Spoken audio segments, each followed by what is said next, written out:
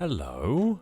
Me again? How have you all been? My microphone broke, and Blue forgot to send me a replacement right around the time I managed to contract a chest infection, so it's been a rough couple of months for me. In this, I find myself in a position uniquely similar to that of Megalo Box's Joe, as I too have passed the time by eating painkillers off the bathroom floor in between smearing my face with motor oil. Now, call me a contrarian, please. It's my only defining characteristic, but one of the things that most stood out to me about the announcement of Megalo Box's second season was that I felt that Megalo Box really didn't need a second season. Speaking purely subjectively, of course, I found the first season to have been a compelling watch with a gratifying arc and excellent visuals, but I wasn't exactly clamoring for more simply because the story of these characters had concluded with seemingly little room for continued growth. Any show that can convert the greasy, obese NTR Dojin-looking wretch into the emotional heart of the story isn't pulling its punches and...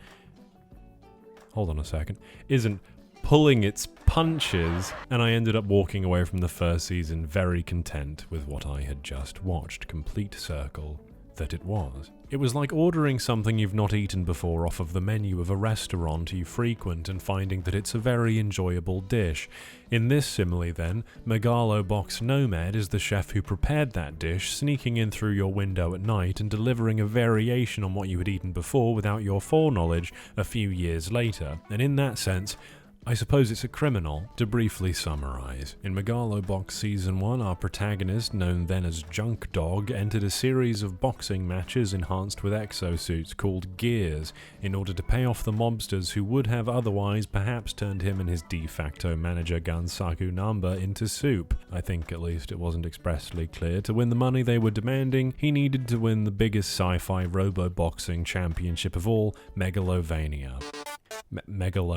In order to stand out and enter said tournament, JD entered the prelims without a gear himself, thus earning him both great renown and the nickname Gearless Joe. In the same way, after an unfortunately lethargic morning back in university, I became known as Pantsless Ben. Come season's end, he's had his big match with his rival Yuri, he's won Megalonia, and he's been juxtaposed with a dirty dog 7 or 8 times because the writers couldn't think of a better way to say this is a rags to riches story, other than stapling him to a group of rapping orphans. And literally naming him Junk Dog, I suppose. He's taken home the trophy, his freedom from having to fight rigged matches is assured, and the celebrity status he's attained has made him a household name, so it's a huge shock to see that Season 2 starts with him violently beating someone up whilst wearing his old gear in a dingy underground ring before vomiting and scrabbling for badly mixed painkillers off of the floor of a dirty gas station bathroom, while some kind of spectre of Mr. Nunba tells him how much he sucks. What can I say? 2020 was rough for everyone. It's clear that things have not gone particularly well for Joe in the intervening half-decade since the end of Season 1, which was very shocking to behold, and so the driving mystery of the first 4 episodes of the season present is finding out what exactly happened to send Joe to rock bottom and what it's going to take for him to get back up. It's a tragedy, it's heartbreaking, and it's very emotionally driven. It's also Spanish. Gone are the days of Miss Nakamura Emi's incredible ED Sorry, I don't think that's what it's called. The ED is called Kakatekoya, which, by the way, I utterly adored. Instead, we're loving and living to the dulcet tones of El Canto del Colibri, known in the tongue of us far less romantic savages up north as the Song of the Hummingbird. Honestly, Mabanue's score is one of the most excellent aspects of the entire series in general, but it's especially standout here. Not for nothing was the first season constantly saying "not dead yet." The tragedy of the dilapidated, war-torn setting that was hinted at for the duration of the first season is really brought into the forefront here, with an initial focus on, uniquely, the struggles of Mexican immigrants into the US, although I feel like perhaps it's more appropriate to say it's just about the struggles of immigrants in general, given the setting's lack of any distinct place or time. Megalo Box NOMAD deals with the complications of legacies and striving to live up to them, which is fitting because it's also dealing with the legacy of good Japanese series from the latter half of the 20th century, specifically the legacy of Ashita no Joe, to which Megalo Box is a modern reimagining of sorts. Something I didn't expect was for its take on following legacy to be what happens when one utterly fails to live up to it, hence the aforementioned intimate moments with the urinal. Season 2 of Megalobox is not afraid to tear Joe down completely. He's almost fully broken at the start, and the thrust of the show's narrative arc is exploring his downfall and the impact he's had on those around him, for better and for worse. It is, I suppose, a redemption arc for the character. Uniquely, they don't tell us from what he requires redemption until a decent way through, but the state of him at the start of the series was enough to get me morbidly invested in finding out. The first season was basically a tournament arc at its core. It was about Joe Megalo boxing, with winning the tournament as the goal being aimed for, the character growth being a byproduct of that pursuit. The second season feels like it's a story about these characters. Joe hardly Megalo boxes at all, and when he does, it's for story progression purposes foremost, with the actual fights themselves a spectacle, but also insignificant in the face of what the fights are achieving narratively. To put it in other words, this season isn't about Megalo boxing, but about the Megalo boxer. Joe spends a fraction as much time in the ring as he does both figuratively and literally rebuilding the place in the world he left 7 years ago, something I'm intimately familiar with given my upload schedule. I suppose Megalo Deadbeat Coward doesn't quite roll off the tongue though, but when I say Megalobox's second season, I feel like I ought to put an asterisk over that. NOMAD feels very much like two different story arcs told sequentially. The first 4 episodes are more a prologue than a part of the season proper, and I think I prefer them to the series as a whole, if not by much. When the show focuses on the new character, Chief, and how he impacts Joe's life, it's at its best. It's like how Kingdom Hearts 3 started with Kingdom Hearts 2.9. It's exactly like that. It's just like Kingdom Hearts.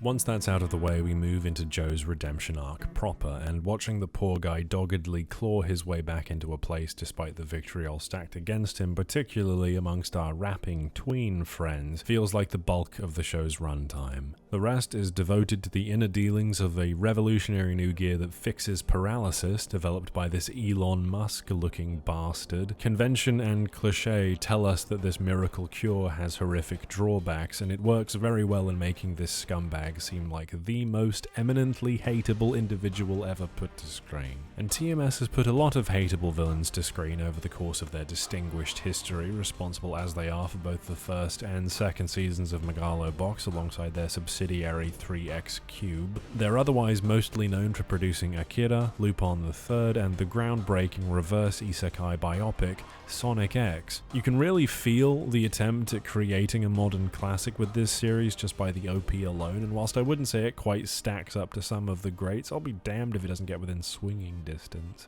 One of the more prominent aspects of this attempt to recapture a bygone era of anime is its visual presentation. In keeping with the precedent of the first season, everything's fantastically drawn. It all looks marvelously intentionally flawed, which is how my parents often describe me. The character designs are great, the animation's very heavy and solid when it needs to be, but what struck me the most about Megalo's first season, and even more in its sequel, is how the aesthetic isn't skin deep, nor is it a crutch for the show to lean on in place of competent storytelling. I spent a lot of the first season waiting for the other shoe to drop, which appears to be a bad habit of mine, and to have the show be a hollow exploration of the aesthetic rather than of a theme or a narrative, but brilliantly that moment never came, and its continued effectiveness in the second season remains one of the most critical appeal factors the show has. Unlike the first season, however, I was fixated enough on the goings-on in each episode that the vintage aesthetic took a backseat to the narrative, which is something I wouldn't have anticipated going in.